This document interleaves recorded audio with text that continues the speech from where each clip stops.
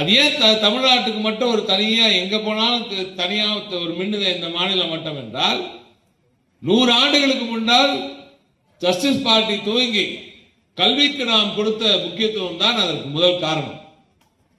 கல்விக்கு கொடுத்த முக்கியத்துவத்தை மட்டும் இல்லாம inclusive education for all, inclusivity பத்தி அண்ணா நாதன் அண்ணன் பேசினாங்க. எல்லோருக்கும் எல்லாம் கிடைத்தது. இன்றும் மாண்புமிகு முதலமைச்சர் அதை நோக்கி தான் செயல்படுகிறார். எல்லாருக்கும் எல்லாம் கிடைக்க வேண்டும் என்ற நோக்கத்துடன் செயல்படுகிறார். ஆகையால் தான் சொல்கிறேன், இந்த மாநிலம் மட்டும் தனியா ஏன் அது மின்னதுன்னா, இந்திய அளவில் பணிபுரியும் பெண்களில் உங்களுக்கு தெரியுமா, இந்திய அளவில் பணிபுரியும் பெண்களில் ஆர்கனைஸ் செக்டர்ல ஃபேக்டரிஸ்ல பணிபுரியும் பெண்கள்ல இந்திய அளவில் பணிபுரியும் பெண்கள்ல 41% தமிழ்நாட்டை சார்ந்தவர்கள். 41%. இதுல 2 விஷயம் புரியுது. தமிழ்நாடு எவ்வளவு பெரிய ஒரு சோசியல் ஜஸ்டிஸ் ஸ்டேட் அப்படின்றது உங்களுக்கு புரியணும். 41% ஒரே ஒரு மாநிலத்திலிருந்து. நம்ம பாப்புலேஷன் லெவலோ 6% கீழே தான். இந்தியா பாப்புலேஷன்ல தமிழ்நாட்டோட பாப்புலேஷன் 6% கீழே. ஆனா நம்ம ஜிடிபிக்கு கான்ட்ரிபியூட் பண்றது எவ்வளவு இந்த தேசத்தின் வளர்ச்சிக்கு 11% கான்ட்ரிபியூட் பண்றோம். 6% கீழே இருக்கிற மக்கள் எப்படி 11% உற்பத்தியை கொடுக்குறாங்க? நம்ம எப்படி ஜிடிபிக்கு கொடுக்குறோம்? நம்ம growth கொடுக்குறோம். இந்தியாவோட வளர்ச்சி 6% இருக்கும்போது நாம மட்டும் 9.69% வளர்றோமே, எப்படி அது? ஏன்னா அந்த அளவுக்கு மேனுபேக்சரிங்ல அந்த அளவுக்கு கல்விக்கு முக்கியத்துவம் கொடுத்தனால அந்த அளவுக்கு நல்ல டேலண்ட் கிடைக்குது. அதனால மேனுபேக்சரிங் இன்க்ரீஸ் ஆகுது. அதனால ஸ்டேட்டோட ஒட்டுமொத்த வளர்ச்சி இன்க்ரீஸ் ஆகுது. அதை தாண்டி மாண்புமிகு திராவிட நாயகன் அவர்களின் இந்த நல்லாட்சியில் தான் டிஸ்ட்ரிபியூட்டட் growth.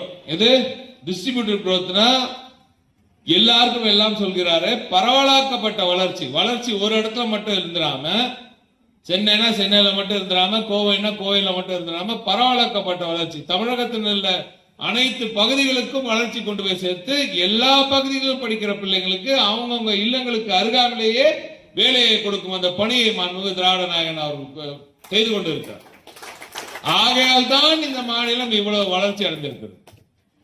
இவ்வளவு வளர்ச்சி அடைந்து இப்படி போன் இவ்வளவு தூரம் இங்க எல்லாரும் தொண்டை இவ்வளவு கஷ்டப்பட்டு பேசினா கூட நீ பாட்டுக்கு அந்த ஓரமா உட்காந்து போன் பேசிட்டு இருக்க பாரு.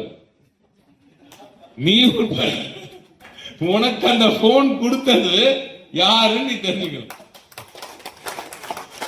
நீ என்ன நினைக்கணும்னா, இந்த போனும் கையில வந்ததுக்கு காரணம் திராவிட முன்னேற்ற கழகம் என்பதை நீ புரிந்து கொள்ள வேண்டும். நாதன் ஒண்ணு சொன்னாரு, நாங்க அரசியல் எல்லாம் பேசுறோம்னா நான் எல்லா விஷயத்திலையும் ஒண்ணு அவரோட ஸ்டாண்ட் தான் கரெக்ட். ஏன்னா அவர் வந்து அவரோட துறையில இருக்காரு, எல்லாருக்கும் நல்லது நடக்கும் என்று ஈக்குவலா இருக்காரு, நியூட்ரலா இருக்காரு, which is very good.